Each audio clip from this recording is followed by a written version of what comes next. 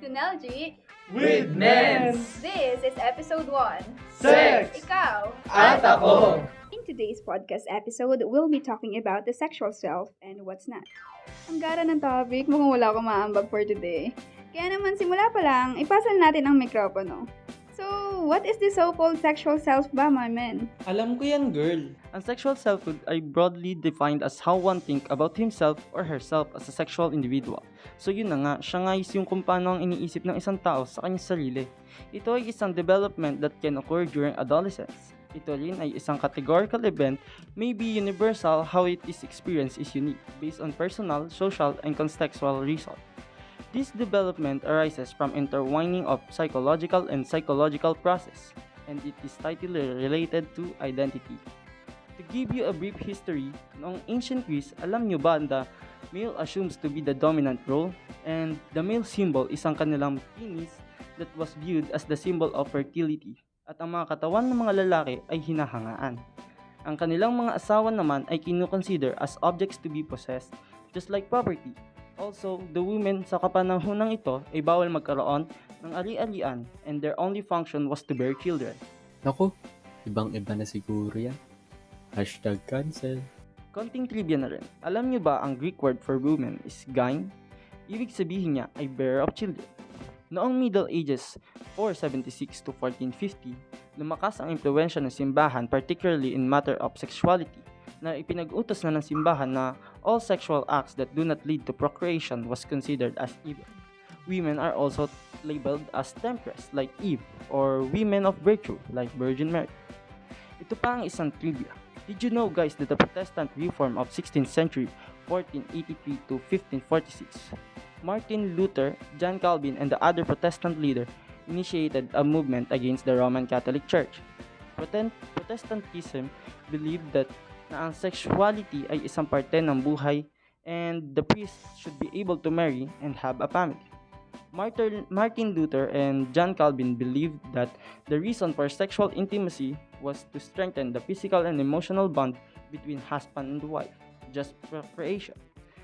Since nasa nature na ng tao ang pagkakameron ng lust. Ito pa, O ano nga? noong 17th and 18th century, alam nyo ba na ang mga Puritans, sila is a group of people na disconnected sa Church of England that railed for religious, moral, and societal reformation. They had a positive view in marital sex, but hindi nila tinotolerate ang sex outside marriage, or you may call as premarital sex. Ito ay kinukonsider nila as immoral. Noong 1837 to 1901, kung tawagin ay Victorian era, homosexual and prostitution has become a threat to social order, that people in this era was not comfortable in discussing breast and buttocks, so they use another term. Makalipas ang panahon, ngayong 20th century, the interest in sexual and has become more acceptable in the society.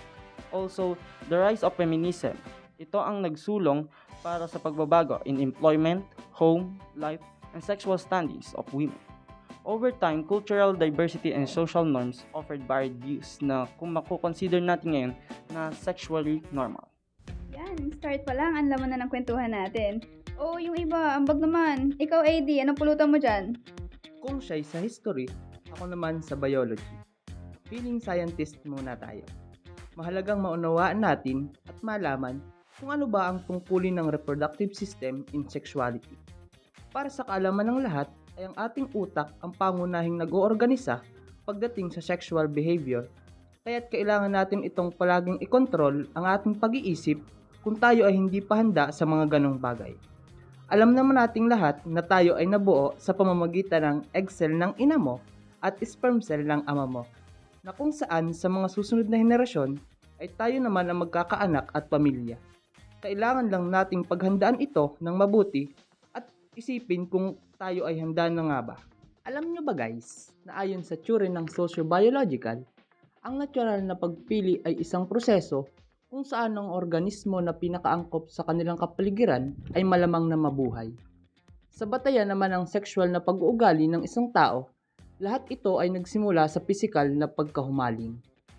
Para din sa kaalaman ninyo na ang kagandahan ng pamantayan sa pang-akit sa mga kababaihan o kalalakihan upang matiyak na ang katangian ng isang tao ay maipasa sa mga susunod pang henerasyon.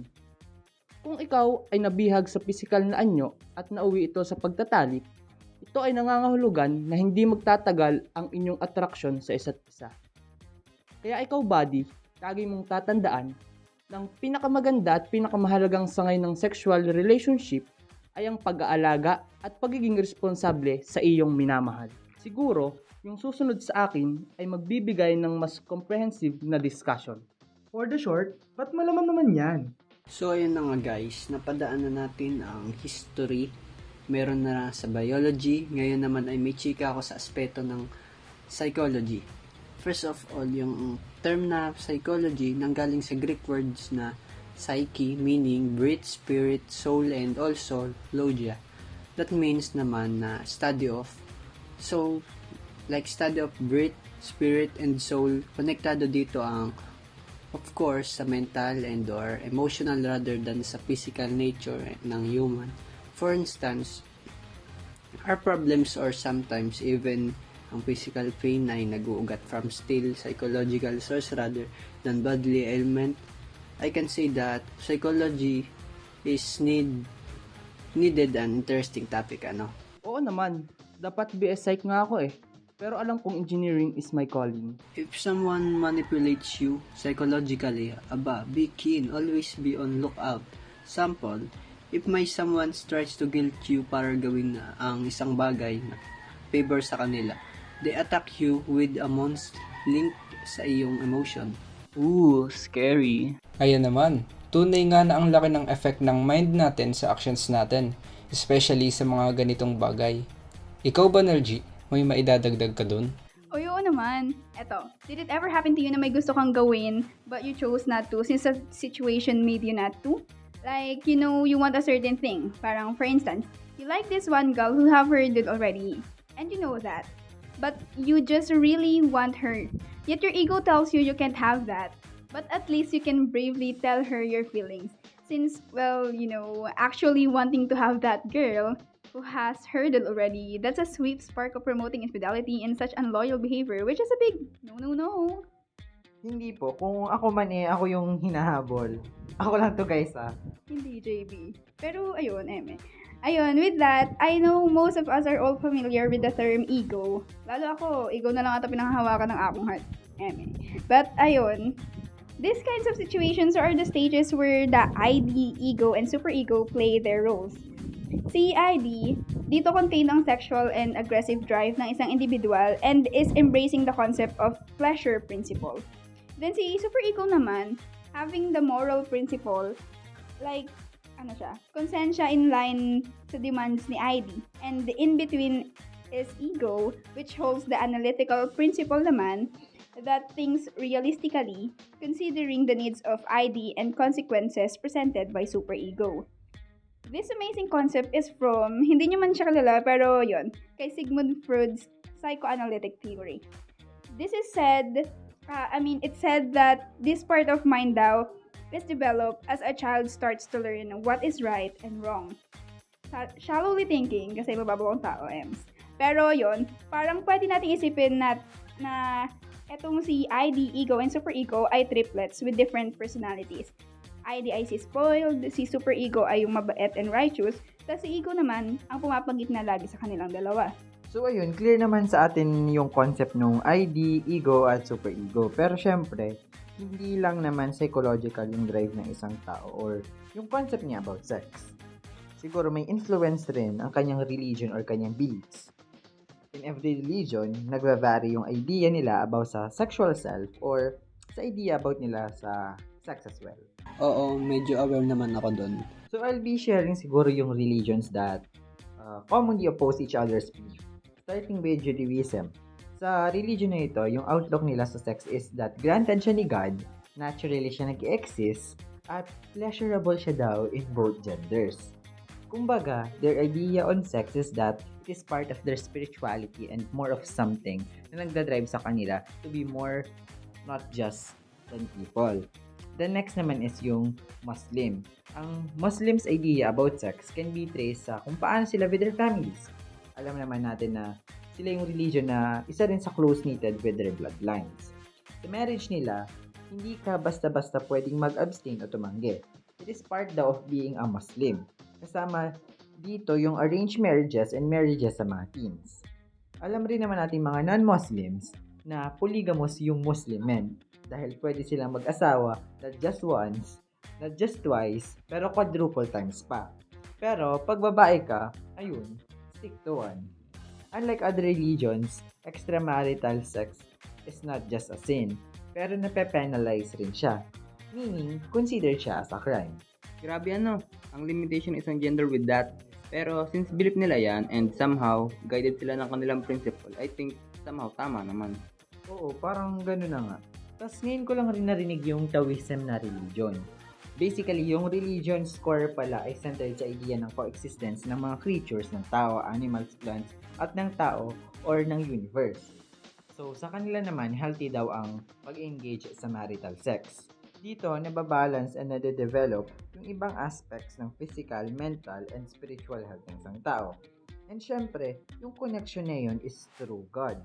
Sa isa pang religion, ang Hinduism. Sex daw naman dito ay spiritual force. Ayon din sa kanila, ito ay isang ritual ng pagmamahalan.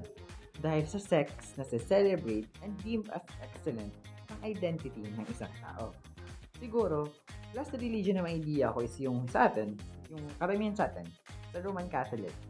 Alam naman natin na ang idea ng sex sa mga Katoliko is ginagawa rin ito after marriage. Kung sa iba, natural itong connection. Dito sa Catholics ay for procreation lang, meaning more of reproductive aspects lang siya. Pero syempre, may negative sides din, di ba yun? Like, overpopulation, yung uncontrolled births, and family planning issues na rin. Katoliko ako pero ang ironic lang rin na against sila sa mga contraceptives.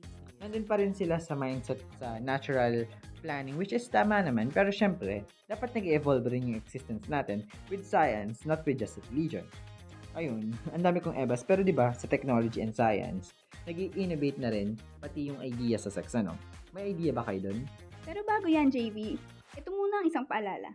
Gusto mo ba ng kachika? Updated sa latest happenings? Chikas mula sa mga lalaking mahaba ang antena sa chika. Kinig na sa Melgy With Nens! Available sa Spotify at sa mga sumusunod na media platforms. Tara na, kinig na! Ang sunod naman nating pag-uusapan ay tungkol sa development ng secondary sex characteristics. Ang una sa lahat ay ang asexual reproduction. Ito nga pala ang simplest reproduction that literally means without sex. A single-celled animal grows to a certain stage or size and divides into two identical organisms. Angas naman nun, tol. Anong organism kaya ang gumagamit ng sexual reproduction? Buti na lang natanong mo yan, tol. Ang halimbawa nito ay ang mga jellyfish. Nagre-reproduce sila by budding, a process where a new individual begins to grow from the original organism and it eventually released as a small, free-swimming organism. Throughout their life cycle, jellyfish take on two different body forms, medusae and polyps. Polyps can reproduce asexually by budding, while medusae spawn eggs and sperm to reproduce sexually. Sa IVF naman, o in vitro fertilization, mature eggs are collected from ovaries and fertilized by sperm in a lab. Then the fertilized egg or eggs are transferred to a uterus. One full cycle of IVF takes about 3 weeks. Sometimes, these steps are split into different parts and the process can take longer. Tol, kung merong asexual, ay di meron ding sexual reproduction. Tama ka, tol. Sa sexual reproduction naman ay ang mga organisms ay nagre-reproduce sexually. There are males and females, and reproduction occurs when partners come together. This also involves reproductive cells, including female ovum or egg and male sperm. Ito naman ang mga 7 essential features of human reproduction. Number 1. Liberation of ovum or egg at a specific time in the reproductive cycle. Number 2. Internal fertilization of the ovum by spermatozoa or sperm cells. Number 3. Transport of the fertilized ovum to the uterus or womb. Number 4. Implantation of the blastocyst, the early embryo developed from the fertilized ovum, in the wall of the uterus. Number 5. formation of a placenta, and maintenance of the unborn child during the entire period of gestation. Number 6. Birth of the child and expulsion of the placenta. And number 7. Suckling and caring of the child, with an eventual return of the maternal organs to virtually their original state. Next is the male reproductive system. The male reproductive system is made up of internal and external organs, including penis, testes, vas deferens, scrotum, sperm, prostate gland, epididymis, glans, corona, frenulum, cavernous bodies, and prepuce or foreskin. Meron ding reproductive system ang mga babae. Kung tatanungin mo ang iba kung ano ang mga reproductive system ng kababaihan, maaaring vagina, uterus, fallopian tubes at ovaries lang ang maisagot nila. Well, hindi naman sila mali dahil kabilang nga naman talaga sila, pero hindi lang itong apat ang female reproductive system. Bukod sa vagina, uterus, fallopian tubes at ovaries, ang iba pang reproductive system ng mga babae ay ang proge, cervix, vulva, mons veneris, labia majora, labia minora, prepuce, clitoris, shaft, glans, troca, vestibule, and urethra. Ang dami naman yan, tol. Siyempre tol, lahat kasi ng mga yan ay mahalaga. Isa-isahin natin ang mga ito. Karamihan naman sa atin ay alam ang vagina. This is a stretchable canal that opens at the vulva and extends about 4 inches into the pelvis. Sa loob nito, may mga folds of tissue which is the rugae. And ang uterus naman ay ang pear-shaped organ sa loob ng pelvis. Dito din nadadevelop ang isang fetus. Ang small end ng uterus, tinatawag na cervix. Ang fallopian tubes ay ang dalawang tubes kung saan dumadaan ang egg at sperm na nag-e-extend from sides of the uterus.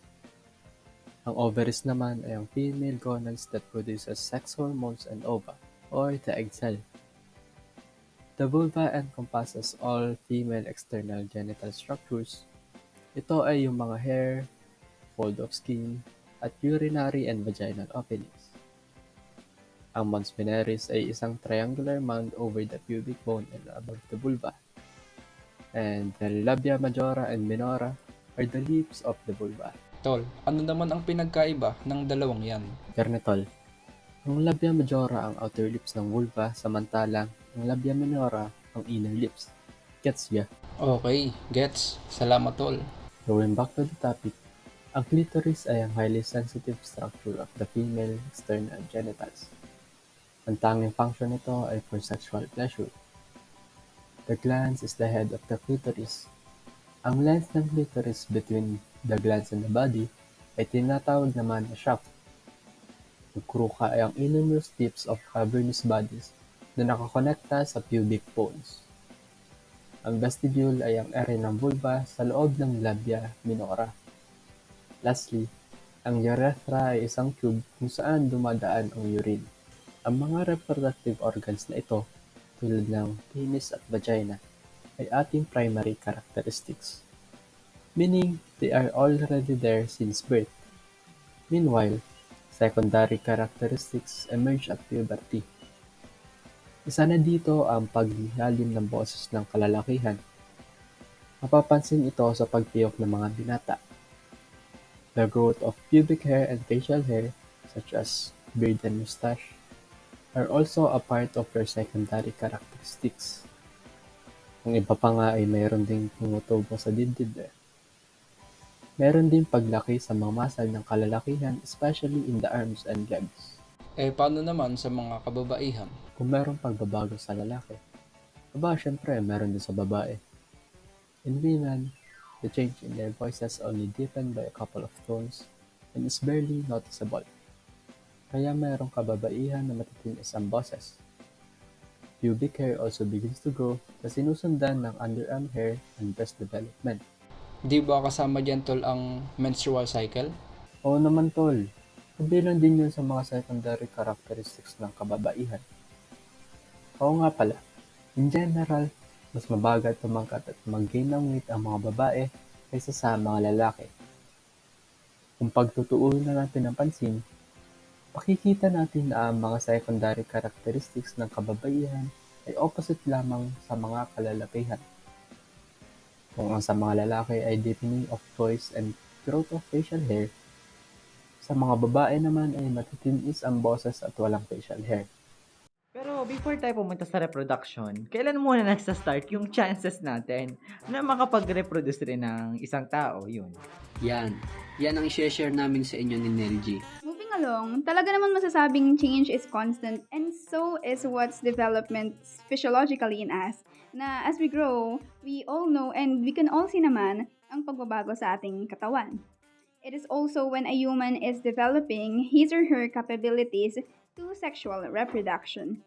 I heard that dito daw the biological changes include 1. Neurosecretory factors and/or hormones. 2. Modulation of stomach growth. 3. Inhibition on the development of sex glands. Ooh, such scientific terms. I believe these three, yung hormone, somatic growth, and sex glands are all resulting to isang bagay lang, which is yung body change and development. Tama ba, men? Yes, you could say that. Anyway, I recently read din na may 5 stages ang puberty. Yung childhood to full maturity. Na according kay, sino nga sila? Si Marshall and Tanner, where sa girls daw, it came ages around 10.5 years old, while 11.5 to 12 years old naman daw sa boys. Where ang common changes includes modification in external genitalia and sexual hairs. Puberty sa boys, so ito yung stages niya. These are the 5 stage of man's puberty. Stage 1 is prepubertal. In this stage, boys haven't experienced any visible changes. Stage 2, physical changes begin between the age of 9 and 14. Boys typically begin to experience genital development, growth of their testicles and scrotum, growth of spare hair around their penis and under their arms. An increase in height typically about 2 to 2.5 inches per year. Stage 3, physical changes speed up between the age of 10 and 16. Boys experience continued growth of their penis and testicles, as well as possible wet dreams. Wet dreams are ejaculation at night while they sleep. Darkening, coarsening public hair in their shape of a triangle in their genital area and vocal changes. Stage 4, growth in penis size and darkening of the skin on the scrotum and testicles. Body hair growth that reaches adult levels, development of acne, and continuous cracking of voice. And lastly, stage 5. At this stage marks the conclusion of puberty. Boys complete their physical and growth development. I can say almost the same din naman sa girls. Pubic and underarm hair grows, breast, hips, thighs, buttocks develops, kaya rin naman as princess grows, nagkaka-curve ang body and she gets taller. Sino si Princess? Basta, sample lang, I only know her existence. Pero ayun, moving on, ganito mangyayari during 5 stages of puberty sa females. First, yung pre-pubertal. Second, an early development of breast and a bit of pubic hair and axillary hair or underarm hair are pare-pares lang. And third, parang mas nag-grow lang yung mga nabanggit sa second part. Fourth naman, further develop breast and adult pubic hair. And lastly, yung fifth one, the adult stage where pubic hair extends up to the upper thighs. Almost same nga lang, no? Sa body parts lang nagkakaiba, I believe. Ay guys, fun fact. Speaking of development ng body parts, may mga parts or area ng body natin na medyo mas sensitive sa stimulation. I think it's called the erogenous zones. Yun kapag na-stimulate ang mga area na to, nagre-result ito sa sexual arousal. Tapos kung napasobra, magre-result naman sa pag-orgasm ng isang tao. It was also stated that stimulation ay isang cause ng paggawa ng tao ng mga sexual fantasies. These are Sigmund Freud's psychosexual stages of development. Number 1. Oral stage. On this stage, the infant achieves gratification through oral activities tulad ng pagkain, tamsaking, at bubbling. Number 2, anal stage, taking place approximately between 18 months and 3 years. According to Freud, the anus is the primary erogenous zone and pleasure is derived from controlling bladder and bowel movement. Number 3, phallic stage. On this stage, the child becomes aware of anatomically sex differences, which sets in motion the conflict between erotic attraction, resentment, rivalry, jealousy, and fear, which Freud called Oedipus complex in boys and the Electra complex in girls. Number 4, latency. Sexual impulses lie dormant as the child is occupied by social activities such as going to school and playing. This stage is important in the development of social communication skills and self-confidence. Number 5, genital stage. This is the final stage of development. Begins with the onset of puberty. During this stage, the person seeks ways of satisfying sexual impulses in relationships. At this time, the sexual attraction is directed towards others, usually one of opposite sex.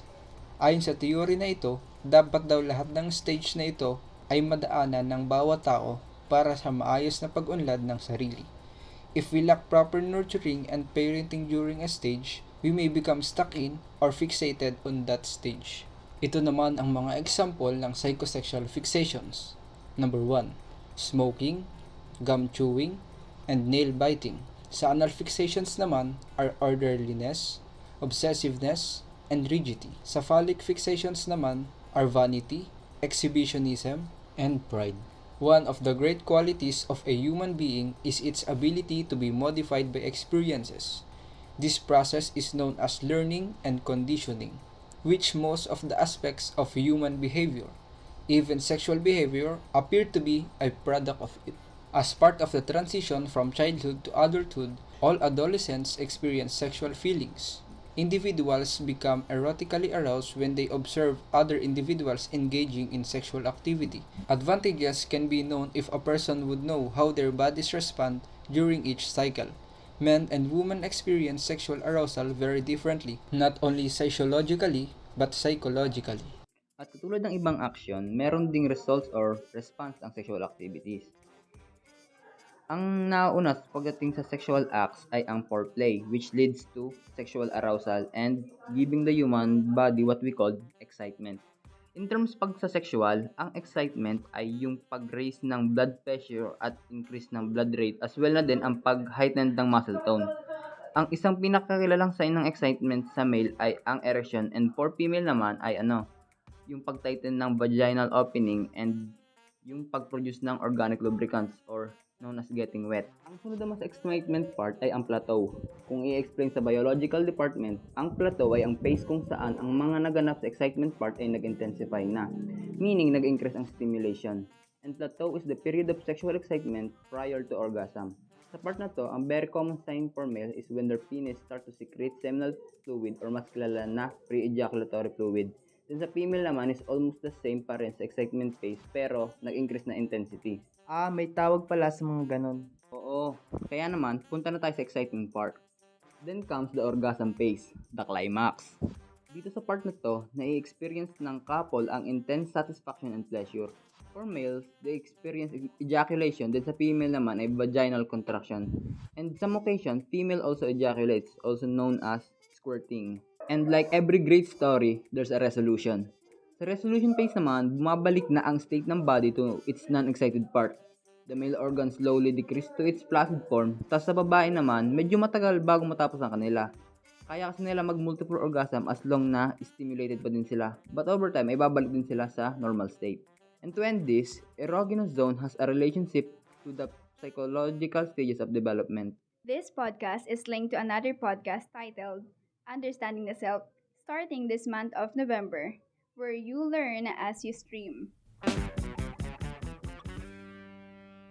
Lahat tayo, or some of us, may hinahangad tayong love, lalo na from others. Hindi mo natin ma-explain, pero nararamdaman na lang natin.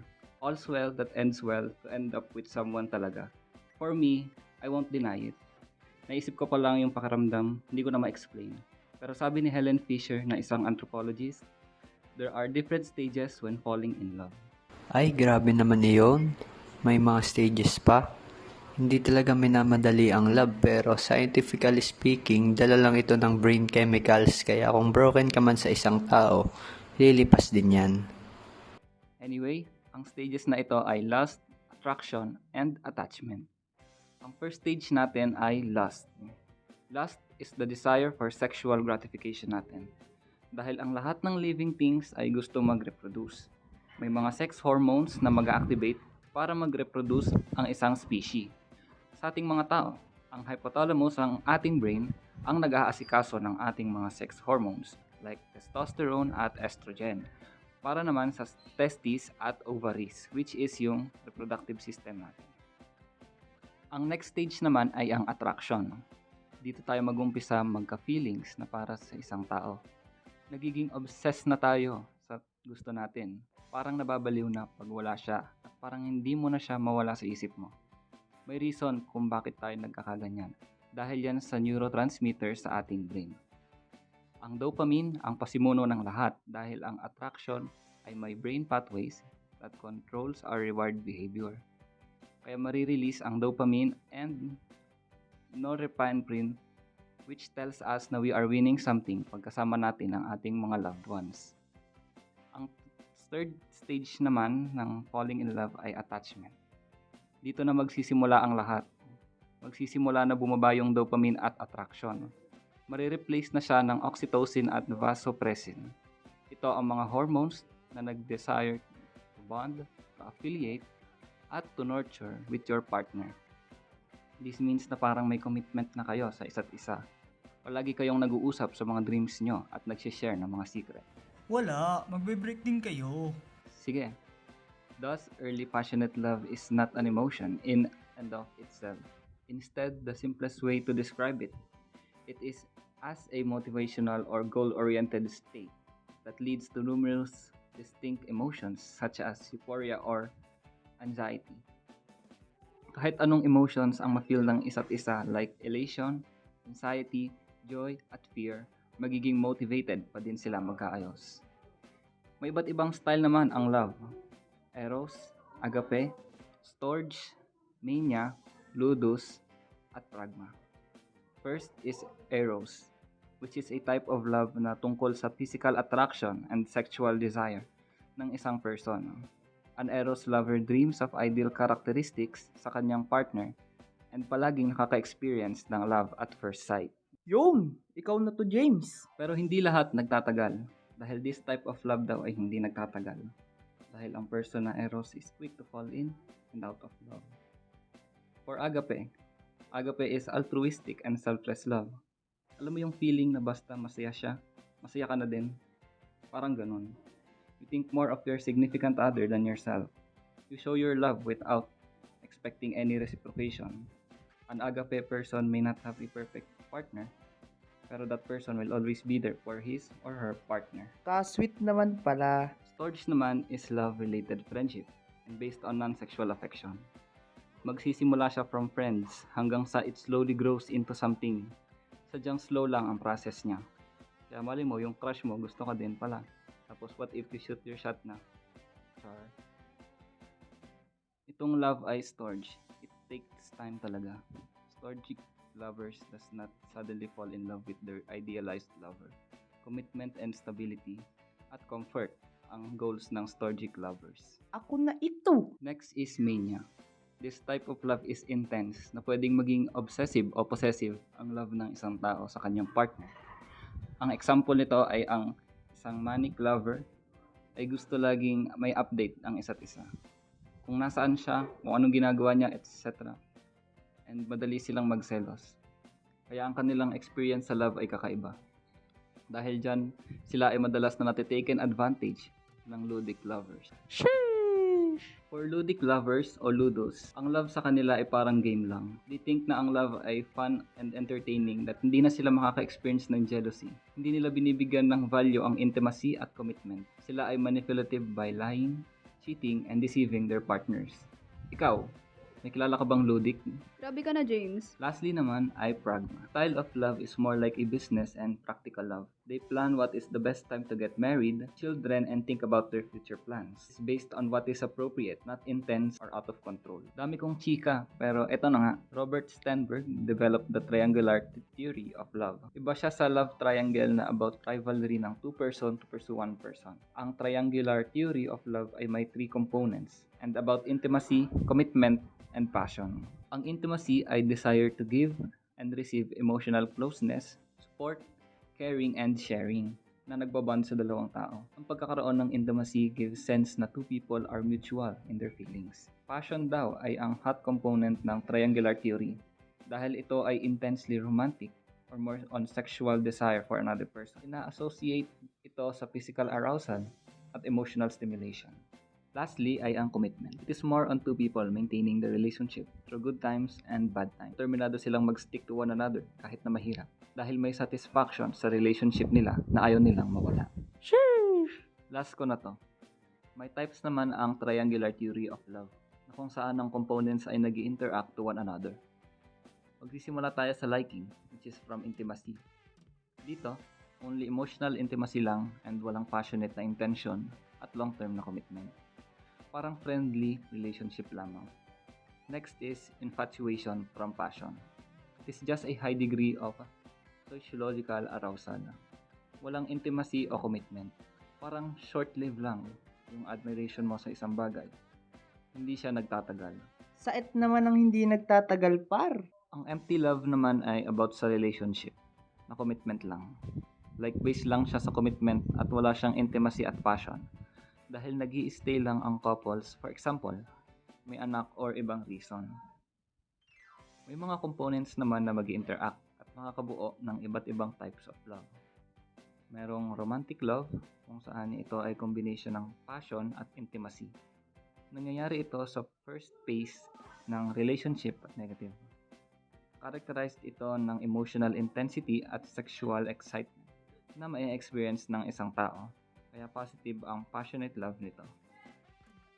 Companionate love ay combination ng intimacy at commitment na na-experience ng dalawang friends na matagal nang magkakilala and committed sa isa't isa na kung saan wala ng passion ang love.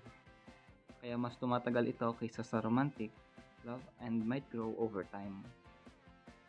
Fatuous love naman ang mabubuo if passion at commitment ang components ng love. Ang example nito ay yung mga mabilis nagpakasal, like konting courtship lang, may kasalan na agad naganap. Sana naman pag may gayon, may Shanghai. Sana nga may Shanghai. Pero it is said na hindi din sila gano'n natagal dahil walang intimacy na magbabalance sa relationship ng couple. Kaya a perfect balance between the 3 components ay consummate love. It involves a healthy balance of intimacy, passion, and commitment ng ideal couples para sa isa't isa.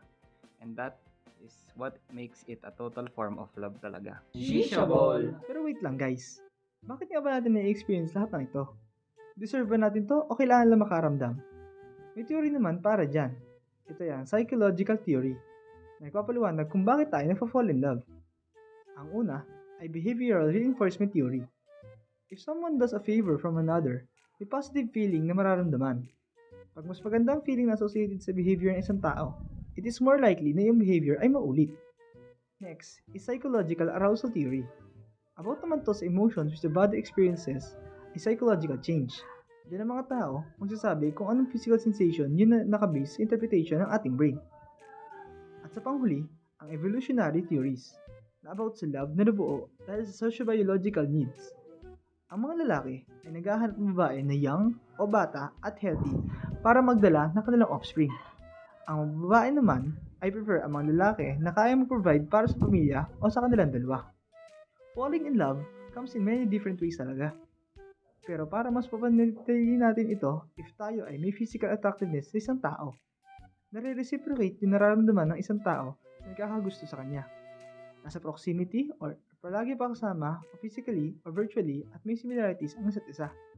To narrow it all down, ang love ay mahirap pa din i-explain kahit ang daming theories at madaming explanations pag nararamdaman natin.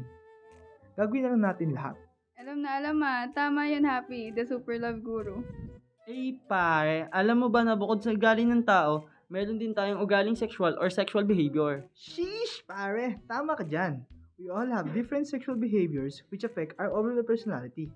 Alam mo ba par yung genderbread person? Oo naman bro, yan yung diagram na gingerbread which shows the different aspect ng ating sexual behavior. Sim, ang genderbread person ay merong 4 na parts, from top to bottom. Shishabol. Shishabol talaga par. Now let's start from the top, sa pinakaulo ni genderbread person. Naandoon ang gender identity. Ito ang nagsasabi kung ano ba talaga tayo. Sinasabi nito kung ano ang ating chosen gender based on what we want, psychologically at mentally. This is the way we think of ourselves if we are a man, woman, or anything in between. Nice one, par. Punta naman tayo dito sa body ni GP, where we can find the GE, ang gender expression. The GE is the way you behave or demonstrate your gender to others. Pwedeng ipakita natin to sa ating damit, ugali, or the way we interact with others. Ang galing naman par. Now let's go to the down under ni genderbread person, kung saan naroon ang biological sex. Alam mo ba par kung ilang sex ng tao? Depende ata yun, pare. Hindi par, isa lang ang sex ng isang tao. At ito ang sex natin when we are born. We can either be male or female or in some rare cases, a combination of two na tinatawag nating intersex. For example, one might be born appealing to be female on the outside pero having a male body system. Wow, par. Now I know. Pero bro, alam mo ba na meron ding heart itong ating genderbread person? At makikita natin dito ang sexual orientation. Ito yung nagsasabi kung ano at sino ba talaga ang gusto natin. Dito sinasabi kung saan gender tayo na-attract, whether it be heterosexual or homosexual. Wow, par! Ang dami mo namang alam. Pero alam mo ba na nahahati ang sexual behavior into 2 categories? Ang sociosexual at solitary behavior. Alam ko yan, par. Ang sociosexual behavior is the behavior of a person involving heterosexual and homosexual behavior. This means that this involves 1 or 2 persons showing intimate action to one another as form of affection to on another. Ang ugaling ito ay pwedeng magsimula at a young age in form of petting. Ang petting sa Tagalog ay paglalambing which can be shown in actions such as hugging, kissing, or caressing. Next ay ang solitary behavior. Par, alam mo ba yung feeling na mag-isa ka lang at gusto mong makaramdam ng panandaliang ligaya? Well, ang tawag sa ugali niyan ay solitary behavior. Solitary behavior involves only one person in conducting sexual activities to oneself. Ito yung sinasabi natin na pagsasarili. It is a form of stimulation na marilimit na ginagawa mag-isa. Normal lang naman par yan. Ang paggagawa ng gantong bagay, especially sa mga males, dahil dito magbibigay natin ng contentment ang ating sarili. Mukhang yun lang ang meron ng sexual behavior. Ano pa kaya ang topic yung meron ng sexual, sir? So, ayun guys. Siguro naman may idea kayo kung anong STDs, diba? Ang STDs o sexually transmitted disease are infections that are passed from one person to another. Maaaring ito ay through sexual contact, blood transfusion, breastfeeding, or a certain amount of saliva. Ang well-known sa mga tao pagdating sa STDs ay ang HIV at AIDS, but some confuses HIV as AIDS. Hey Lawrence, ano ba ang pagkakaiba ng HIV at AIDS? To put it into simple terms, HIV is the virus that damages the immune system that causes infection that might lead to AIDS. Meanwhile, AIDS, or acquired immunodeficiency syndrome, a condition, is the last stage of HIV. With HIV medicines, we can stop the HIV infections from progressing to AIDS. Having HIV is definitely not a good thing. Kaya naman, kailangan natin malaman kung sa paanong paraan ba talaga makakahawa ang isang tao na may HIV at ano-ano din naman ang mga misunderstandings pagdating sa HIV. Kahit kailanman ay hindi makakahawa ang mga HIV through kissing, hugging, sharing food, bathing together, sneezes, coughs, and sweat. But, pwede kang mahawaan ng mga HIV through sex without condom, pass from mother to baby, sharing injecting equipment, and contaminated blood transfusions.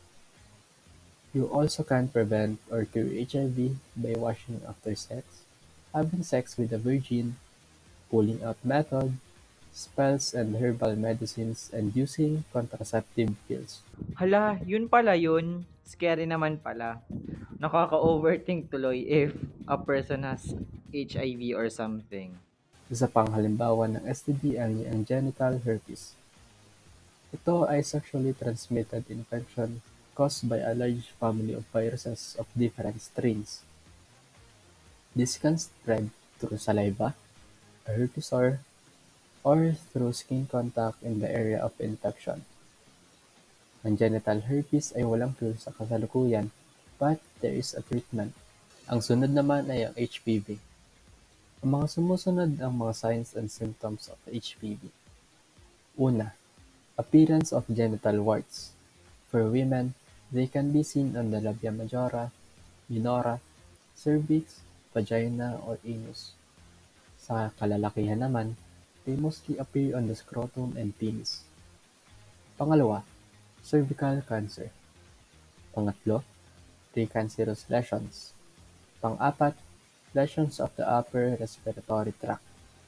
At ang panglima naman ay ang plantar warts na lalabas sa sole of the foot.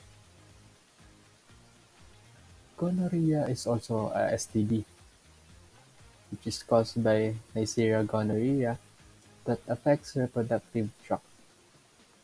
Ang mga sintomas na common sa lalaki ay tension and pain or swelling in one testicle. Sa mga babae naman, painful urination, painful intercourse, at increased vaginal discharge. Maaari natin maiwasan ito sa pamamagitan ng kondom at sa pagpapatest. Kabilang na din sa STD ang syphilis. It is caused by Bacterium treponema pallidum, a spirochete. We have 4 stages of syphilis. First ay ang primary in which the chancre lesion is the hallmark of primary syphilis. Next is the secondary. Oral lesions called mucus patches resembling snail track appear. Ang third naman ay ang latent na tumutukoy sa asymptomatic infection after the 2 previous stages. Under naman ito ay ang early latent at late latent. Ang early latent ay tumutukoy sa asymptomatic patients with positive testing, samantalang ang late latent patients naman ay mayroong positive serology pero hindi nag-meet sa standards for early. Ang fourth and final stage ay ang late or tertiary, kung saan ang tabes dorsalis damages the dorsal column and sensory nerve roots. For our last example, we have chlamydia. Ito ay isa sa most common sexual transmitted infections that spread through sexual contact and infects the genital organs of both sexes. Wala itong sintomas sa pinakauna kaya naman maraming taong hindi namamalayan na mayroon na silang chlamydia. Sa pagtagal, ang mga maaaring sintomas sa kababaihan ay ang unusual vaginal discharge at abdominal pelvic pain. Sa kalalakihan naman, ang maaaring sintomas ay ang discharge from the penis at swollen and painful testicles. The possible treatment for chlamydia is with antibiotics. Kapag hindi agad nabigyan ito ng pansin, maaaring tumaas ang risk for HIV or AIDS, and infants of pregnant women can develop eye infections. Ilan lang yan sa mga posibleng STDs na makuha natin guys. Kaya naman, if you are planning on having sexual contact as early as now, think first of the consequences. Mas okay pa maging single pagdating sa ganitong usapan Kidding aside, let's keep in mind these STDs and their causes para naman maiwasan natin ang mga ito. A friendly reminder, if you want to live longer, say no to unprotected encounter. Prevention is better than cure. Always protect for later, no regrets. Alam naman natin na maiiwasan ang STDs or STIs at other sexual issues like sa population natin, unwanted pregnancies, if aware tayo dun sa mga contraception methods. Yung contraception methods ay yung mga methods wherein kaya niyang i-control yung mga biological processes na essential sa reproduction. Ito rin ay supported ng science at technology. Marami ito pero focus lang tayo sa ilan. Unang-una syempre, ang pinaka-popular, ang oral contraceptives or yung mga pills. Ito yung iniinom ng babae in a daily basis. Yung mga pills na ito ay naglalaban ng estrogen at progesterone na mga substances na kayang i-regulate or pabagalin yung reproduction process ng isang tao. 99% effective rin ito. Isa pa rin yung patch. Instead of pill form, ito ay parang sticker or yung dinidikit. Andun sa sticker na yun, yung mga chemical na nabanggit ko kanina. Yung estrogen rin ay nagpapatigil ng ovulation ng isang babae. Then meron ring or vaginal ring. So imagine niyo na lang siya. So as the name implies, isa siyang sing-sing na inilalagay sa reproductive organ ng isang babae. Yung ring na yon ay may lamang dosage ng estrogen at progesterone. So siguro tatanungin nyo, if pwede pa bang mag-sex doon? Ang sagot ay, pwede pa rin naman. As long as tama siyang ginagamit at tama rin yung pagkakalagay. Common rin naman yung mga implants, basically para siyang microchips. Pero ang laman ng implants ay long-term dosages ng progesterone. At lastly, yung injections. Sa mga centers, di ba, nababalitaan natin yung mga ganito. Nagtatagal at effective siya for 3 to 4 months pero yung effect niya ay mararamdaman mo pa rin kahit beyond nung period na yon. Pero may napapansin ba kayo? Di ba halos babae yung gumagawa or gumagamit ng contraceptives? Wala, ang ironic lang, di ba? Once a month lang naman sila nag-ovulate, tapos ang opposite gender or yung sabihin na natin ang mga lalaki, sila yung may endless supply ng sperm cell na essential rin naman sa reproduction. Oo, para sigurong magandang shared responsibility rin siya. Pero moving on, may ibang ways naman kung paano makakatulong ang lalaki. Ikaw ba, AD? May idea ka doon? Meron naman. And this is the barrier methods. In barrier methods, we have 4 types. First, the rhythm or calendar method. Ito ay isang paraan upang matukoy ang fertile at infertile time ng isang babae. Fertile or fertility refers to the natural ability of woman to produce offspring, while the infertile or infertility occurs when there are biological factors affecting this ability. Kilala din itong method na ito bilang family planning or fertility awareness nang sa ganon ay malimitahan nila ang pagmamamol. Abstinence or celibacy. Tinutukoy naman ito kung paano makaiwas sa pakikipagtalik. When we say intercourse, it means penetration by penis, tongue, finger, or inanimate object. So, with the help of abstinence or celibacy, ay maiiwasan natin ito. The third one is outer course. Ito ay sexual na aktibidad na kung saan hindi nagpapanlapat ang ari ng babae at lalaki. Maaring ito ay kissing, masturbating, using sex toys on each other, and talking about fantasies lamang. And the last one is the withdrawal. Ito naman ay kapag naramdaman ng lalaki na siya ay lalabas na ang kanyang sperm cell, ay hugutin niya ito sa ari ng babae nang sa ganon ay mauwasan ang pagkakabuntis. Ginagawa ito kalimitan kapag ayaw nilang makabuo ng bata at tanging pampalipas oras lamang o kapag nakakaramdam ng init sa katawan. Mga people, alam niyo ba ang process ng sterilization? Sterilization is a surgical process na pwedeng gawin sa babae at lalaki para maiwasan ang pagkakaroon ng baby o para mapigilan ang pregnancy. Malimit itong ginagawa ng isang lalaki o babae na sure nang ayaw maging magulang. Matinding pag-iisip at pagdesisyon ang pag-undergo sa operasyon na ito. We need to think what is right for us so that we do not regret our present decisions in the future. Pero kung ito talaga ninanais natin, may mga iba't ibang operation na maaari natin i-consider. For the ladies, pwedeng magpa-tubal ligation. Ito ay isang operation in which the fallopian tubes are tied to prevent eggs from traveling to the uterus, so that a woman cannot get pregnant. This prevents the fertilization of eggs by the sperm, and so may iwasan natin ang pagbubuntis. Ang tubal ligation is a permanent method of birth control, so wala na yung bawayan ha. That is why we need to decide deeply before undergoing an operation like this. May side effects din ng ganitong operation, which includes improper bowel movement, improper wound healing, at iba pa. Huwag naman kayo mag-alala mga par. Very rare naman maranasan ng side effects na ganito. Next naman ay for men, na tinatawag na vasectomy. This operation is a permanent birth control procedure kung saan nagsasagawa ng maliit na hiwa sa scrotum ng lalaki at itinatali ang vas deferens ng lalaki upang hindi na maproduce ng sperm. After the operation, Men can still ejaculate and have an orgasm, but the fluids he will produce will not have the sperm needed to impregnate a female. Bukod sa mga permanent contraception methods or sterilization, meron din naman tayong temporary lang at ito naman ay para sa ating mga girls. Ito ang IUD or intrauterine device.